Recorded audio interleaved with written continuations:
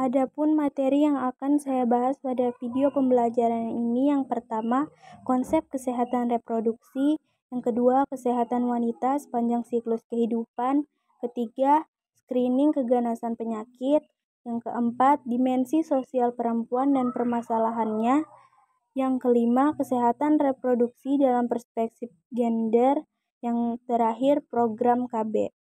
Kita akan membahas mengenai tentang penjelasan konsep kesehatan reproduksi. Definisi kesehatan reproduksi.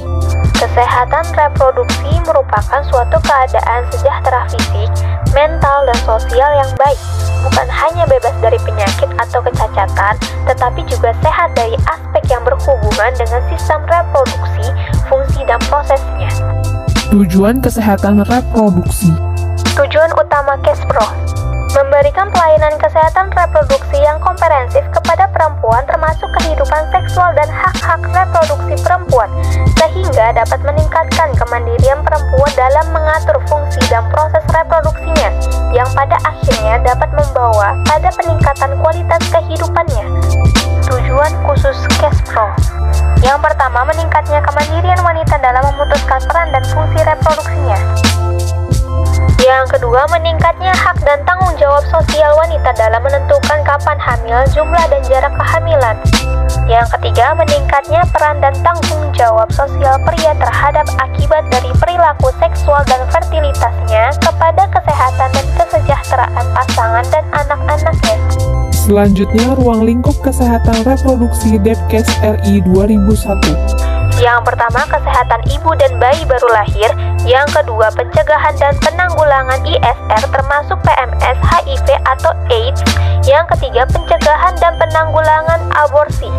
Yang keempat, kesehatan reproduksi remaja. Yang kelima, pencegahan dan penanggulangan infertilitas. Yang keenam, kanker pada usia lanjut dan osteoporosis. Yang ketujuh, berbagai aspek KESPRO lainnya, misal kanker serviks, mutilasi genitalia, fistula, dan lainnya.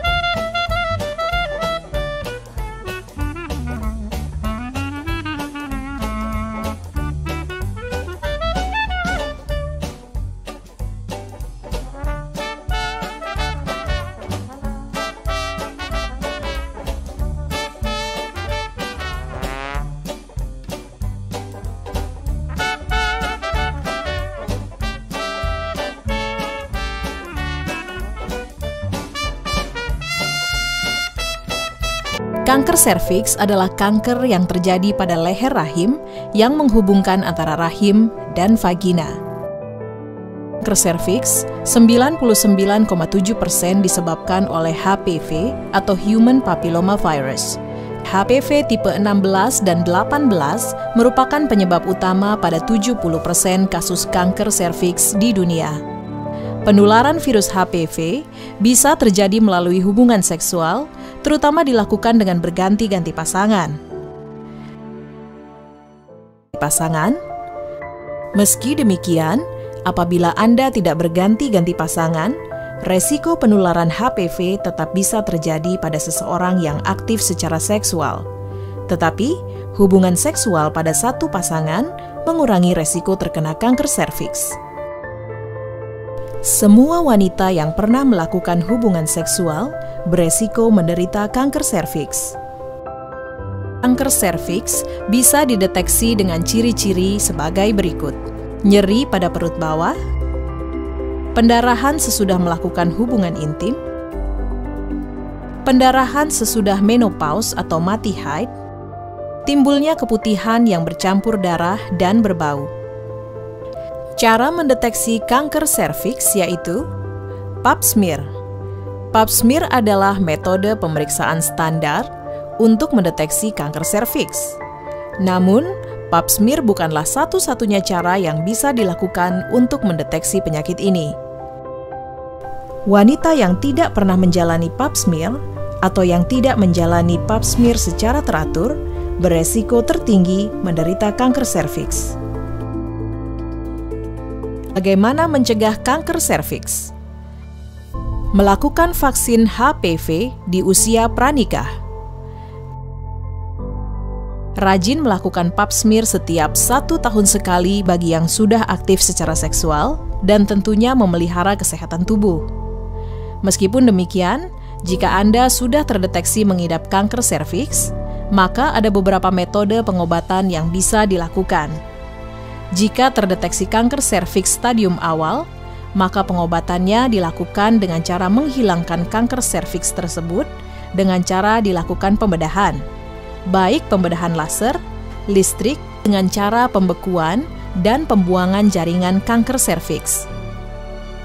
Untuk kasus kanker serviks stadium berikutnya, akan dilakukan operasi pengangkatan kandungan atau histerektomi secara menyeluruh agar kanker tidak berkembang. Namun jika sudah terdeteksi cukup parah, tiada lain kecuali dengan kemoterapi dan radiasi.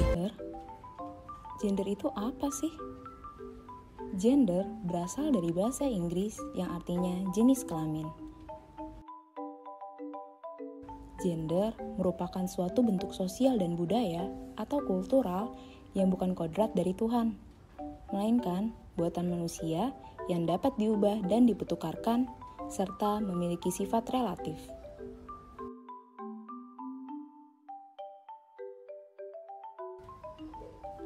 Seksualitas. Apa itu seksualitas? Seksualitas adalah proses sosial budaya yang mendorong hasrat atau birahi manusia. Budaya dapat mempengaruhi gender. Peran gender diajarkan secara turun-menurun dari orang tua ke anaknya. Sejak anak berusia muda, orang tua telah memperlakukan anak perempuan dan laki-laki berbeda, meskipun kadang tanpa mereka sadari. Bentuk-bentuk ketidakadilan gender. Ketidakadilan gender terjadi karena sistem dan struktur sosial yang menempatkan laki-laki dan perempuan pada posisi yang tidak menguntungkan. Bentuk-bentuk ketidakadilan gender diantaranya adalah 1. Marginalisasi, yakni proses pemiskinan seseorang atau golongan tertentu karena adanya perbedaan jenis kelamin. Yang kedua, subordinasi, yaitu penilaian bahwa sesuatu yang dilakukan seseorang lebih rendah dibandingkan seseorang yang lain, di mana terjadi perbedaan pemberian penghargaan atau apresiasi pada laki-laki dan perempuan. Yang ketiga, stereotip, yaitu penilaian yang keliru kepada laki-laki dan perempuan akibat pemberian label atau citra yang salah, seperti perempuan bersifat lemah lembut, anggun, dan rapi, sedangkan laki-laki seharusnya bersifat tegas, berani, dan berwibawa. Kekerasan, yaitu pemikiran bahwa perempuan adalah pribadi yang lemah dan laki-laki adalah pribadi yang kuat, membuat laki-laki melakukan kekerasan kepada perempuan, seperti KDRT, pemerkosaan, pelecehan seksual, dan lainnya. Beban ganda perempuan. Perbedaan jenis kelamin membuat beban pekerjaan pada laki-laki dan perempuan tidak seimbang, di mana ditandai dengan perempuan yang bekerja, tetapi juga mengurus anak dan pekerjaan rumah, sedangkan laki-laki hanya mengurus pekerjaan atau bekerja.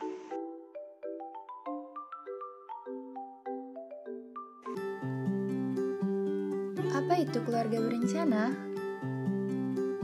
Berdasarkan Undang-Undang Nomor 52 Tahun 2009, keluarga berencana adalah upaya mengatur kelahiran anak, jarak, dan umur ideal melahirkan, mengatur kehamilan melalui promosi, perlindungan, dan bantuan sesuai dengan hak reproduksi untuk mewujudkan keluarga yang berkualitas.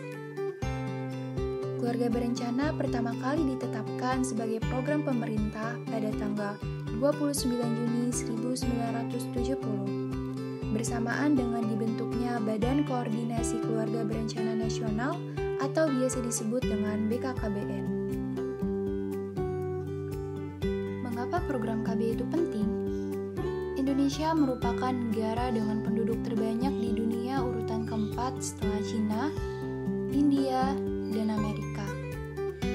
Berdasarkan data administrasi kependudukan per Juni 2021, jumlah penduduk di Indonesia adalah sebanyak 272.229.372 jiwa. Apa sih tujuan dari program KB? Yang pertama, membentuk keluarga kecil sejahtera sesuai dengan kondisi ekonomi keluarga dengan mencanangkan keluarga kecil cukup dengan 2 anak. Lalu yang kedua, mencegah terjadinya pernikahan dini.